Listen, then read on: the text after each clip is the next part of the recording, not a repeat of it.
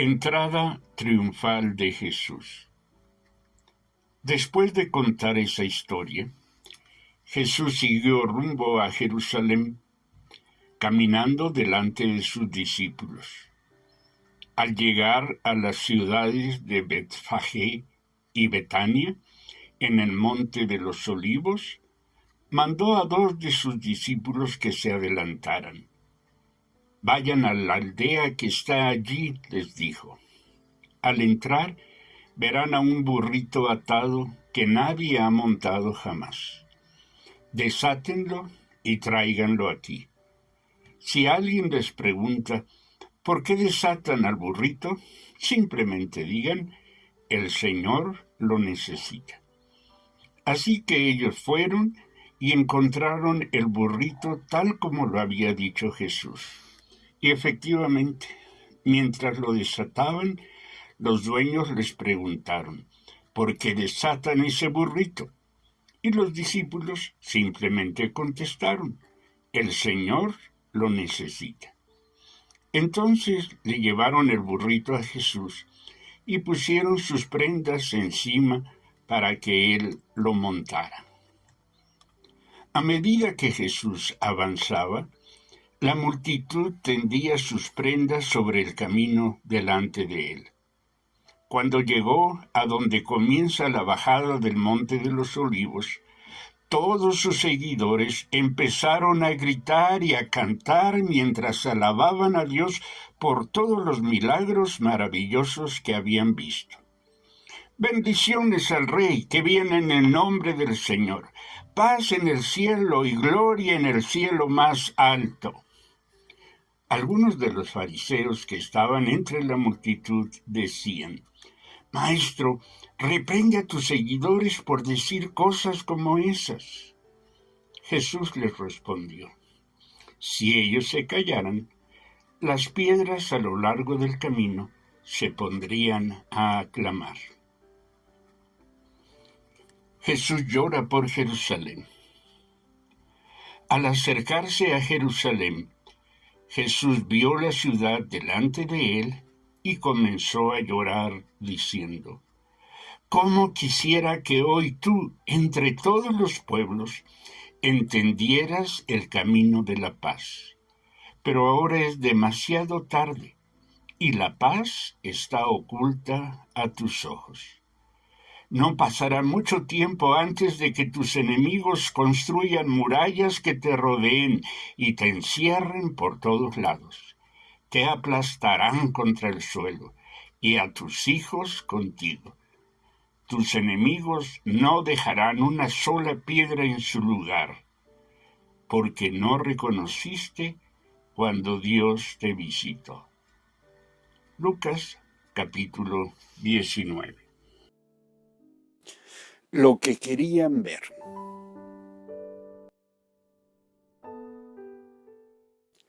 La alegría que me produce el relato de la entrada triunfal de Jesús a Jerusalén siempre termina con un mal sabor de boca. Mientras avanzo en la lectura de los relatos siguientes a la semana de la Pasión del Señor, siempre entro en cierta crisis. ¿Cómo es que quienes gritaban, Dios nos ha mandado un rey, viva el rey, según Lucas, hayan sido los mismos que pocos días después gritaban, crucifícalo, crucifícalo, nuestro único rey es el César, según da testimonio Juan 19. No deja de llamar mi atención el hecho de que Lucas establezca un contraste entre el ánimo desbordado de las multitudes y la actitud de Jesús al acercarse a Jerusalén. En efecto, Lucas dice, al perfilarse Jerusalén en la distancia, lloró. Resulta muy interesante el contraste. Mientras todos sus seguidores empezaron a gritar y a cantar, mientras alababan a Dios por todos los milagros maravillosos que habían visto, el hacedor de tales milagros, Jesús, lloraba por Jerusalén. por aquellos que lo habían recibido extremadamente alegres. Bueno, hay una expresión clave en nuestra lectura de hoy, la que me parece da sentido a tan evidente contradicción. Te propongo al mismo tiempo, la clave para entender nuestra propia ambivalencia e inconstancia en nuestro seguir a Jesús. Cuando Lucas dice en el verso 37 que todos sus seguidores empezaron a gritar y a cantar, usa el término Cairo. Entonces podríamos leer este pasaje de esta manera. La multitud enardecida tendía sus mantos delante de él. El verbo enardecer significa incrementar un afecto o un odio. Así que Lucas nos dice que los seguidores de Jesús eran animados por un regocijo extremoso. Se trata entonces de una multitud guiada, animada por la emoción, pero no por una emoción cualquiera, sino por una emoción exagerada, exacerbada por el ambiente emocional que entre todos estaban construyendo. Literalmente un caso de histeria colectiva. ¿Por qué llorar por los que están tan contentos? ¿Por qué no se contagió Jesús de la alegría desbordante de sus seguidores? Bueno, Jesús sabía que detrás de tanto gozo se escondía una ignorancia que terminaría por destruirlos. Eran ignorantes respecto de la obra, del propósito, de los tiempos y de la voluntad divina. Una ignorancia compleja, porque viendo no veían, escuchando no entendían. Jesús se refiere al peligro de dicha ignorancia cuando le dice a Jerusalén: «Oh, si comprendieras la paz eterna que rechazaste, pero ya es demasiado tarde. Si en este día tú también entendieras lo que puede darte paz, pero ahora eso te está escondido y no puedes verlo». Lucas 19:42 en Dios habla hoy. El problema de aquella gente consistía en que veían lo que querían ver y no lo que estaban viendo. Veían un rey, sí, pero tercamente se negaban a verlo montado en un burrito. Este es también un dilema presente, un problema nuestro. Porque un rey en un burrito no es lo que se desea ver. Todos queremos ver un rey montado a caballo, un rey poderoso y no humilde. Queremos ver en Jesús y en aquellos a quienes hacemos nuestros ídolos, aquellos que vienen a darnos lo que estamos esperanza. Queremos ver lo que queremos ver y no vemos lo que vemos.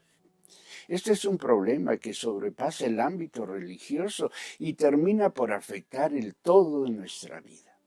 Tiene que ver con nuestras expectativas y con el cómo éstas alteran nuestra capacidad de discernir nuestras experiencias, así como la viabilidad, la congruencia y aún la conveniencia de lo que esperamos en la vida. Tal alteración de nuestra capacidad a la que Jesús se refiere diciendo: si comprendieras la paz eterna que rechazaste, si entendieras lo que puede darte paz, resulta tanto de nuestra ignorancia como aquello de lo que se ha dado en llamar nuestra disonancia cognitiva. Este término se refiere a la dificultad de manejar dos informaciones o conocimientos diferentes simultáneamente. La multitud sabía lo que quería ver y la multitud veía lo que estaba viendo, pero tenía una disonancia cognitiva. En estos días estamos siendo atrapados y arrebatados por la alegría desbordada de las multitudes, por el poder y la influencia de los muchos. Es decir, hemos aprendido a pensar que la razón que sustenta, que lo que hace la verdad de las cosas es el número de personas que apoya tal o cual idea o posición.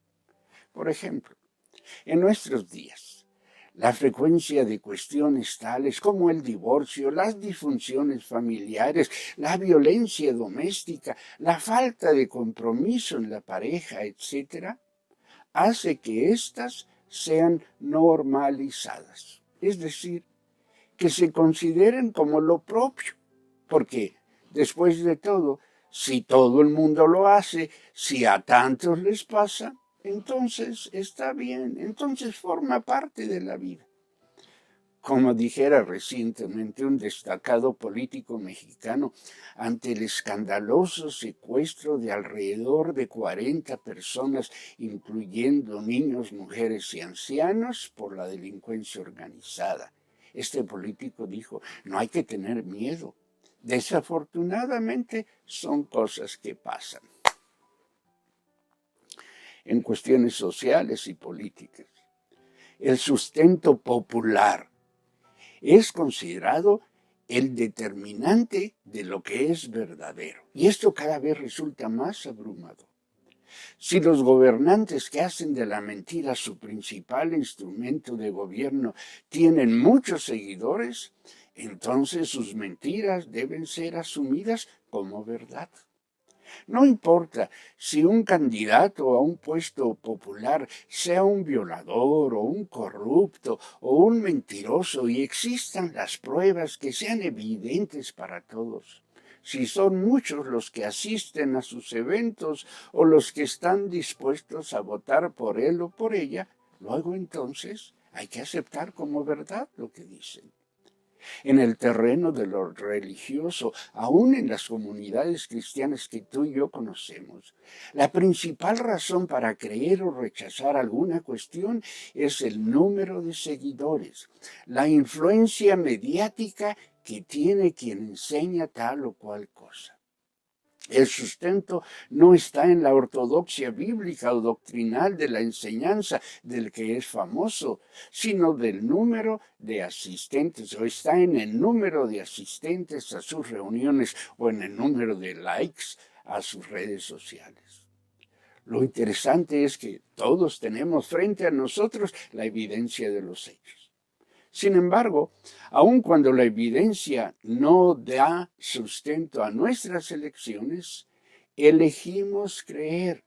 Decidimos ver aquello que coincide con nuestras expectativas.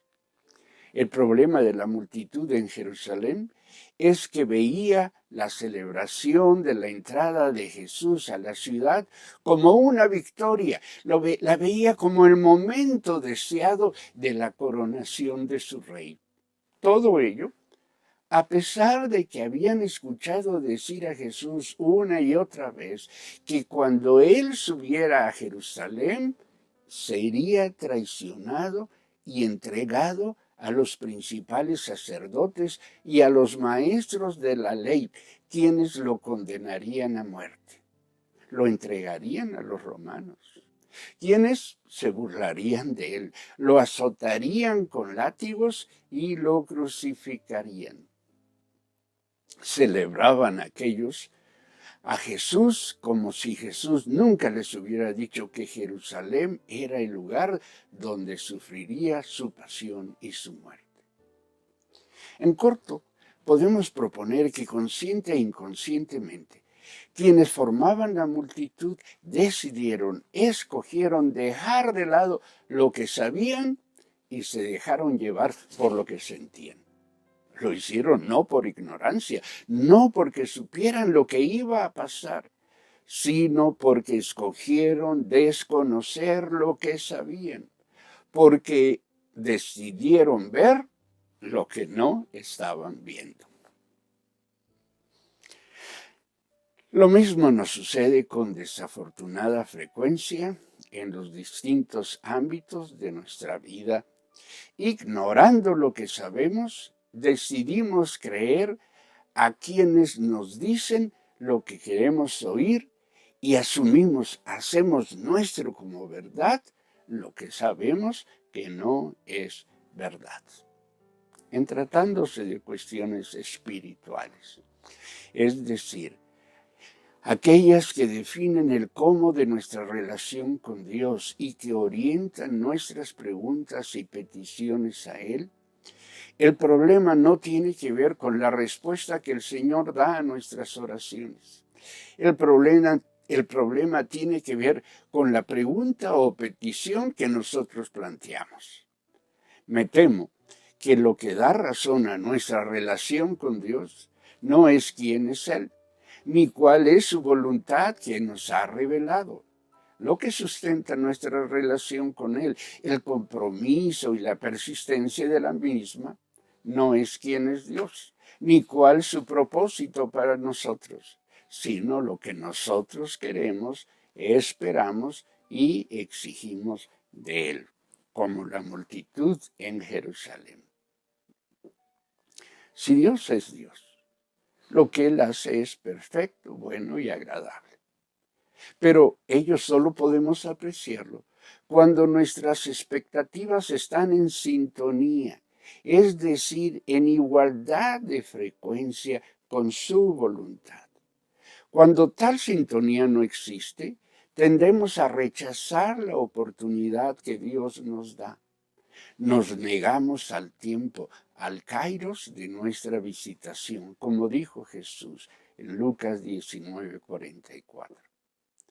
Porque no se trata de cuán sinceros seamos, ni de qué tanta sea nuestra emoción al pedirle a Dios que haga esto o aquello en nuestras vidas. Se trata de que si lo que pedimos está en el orden de su voluntad o no. Y de si nuestra vida, nuestra fidelidad y santidad son terreno propicio para que la voluntad del Señor se cumpla, se haga cierta en nuestras vidas. ¿Qué sustenta nuestra relación con Dios? ¿Qué anima nuestro seguir a Cristo? Si son las emociones, estas fructificarán en frustración y en rechazo. Puede ser que terminemos diciendo crucifícale. Si es en el conocimiento personal, sustentado en su palabra y alimentado por la oración y nuestra fidelidad, el resultado será certidumbre, mayor felicidad y gozo permanente en el Señor. Creo que muy dentro de nosotros el Jesús de la Semana Santa no es el Jesús que nos anima a seguirlo y a imitarlo. Nos gusta mucho más el Jesús de la multitud del Domingo de Ramos que el Jesús del Viernes Santo. Notemos entonces que Jesús, cuando se acerca a Jerusalén, no llora por lo que le iba a pasar a él, por lo que él iba a enfrentar en esa ciudad. Llora por quienes, cegados por sus emociones, no entienden el todo del camino del Señor. Seguir a Jesús por el camino es un continuo pasar de la entrada triunfal al Calvario, pero también de a la resurrección. En Jesús no hay engaño ni simulación. Jesús nos muestra lo que es la verdad y nos convoca a discernirla en medio de la alegría desbordada, pero también en medio de la tristeza profunda. Jesús nos anima a mantener firme nuestra fe y nuestra fidelidad en la luz y en la oscuridad, en medio de la multitud y en la soledad. Mantenernos firmes y fieles es don de gracia que recibimos, pero también mantenernos firmes y fieles es fruto de nuestra fe y de nuestra confianza en lo que Él nos ha dicho y no en lo que sentimos.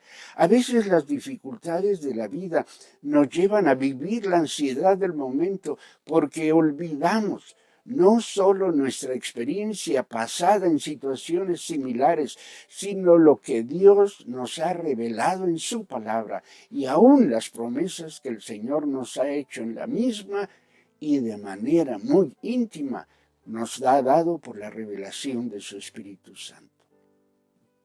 Suele suceder que tomamos decisiones impulsados por las emociones que nos animan, por nuestros deseos, por nuestras frustraciones, sin tomar en cuenta lo que el testimonio de nuestra conciencia nos da y lo que el testimonio del Espíritu Santo, el discernimiento del Espíritu Santo nos indica y nos recomienda.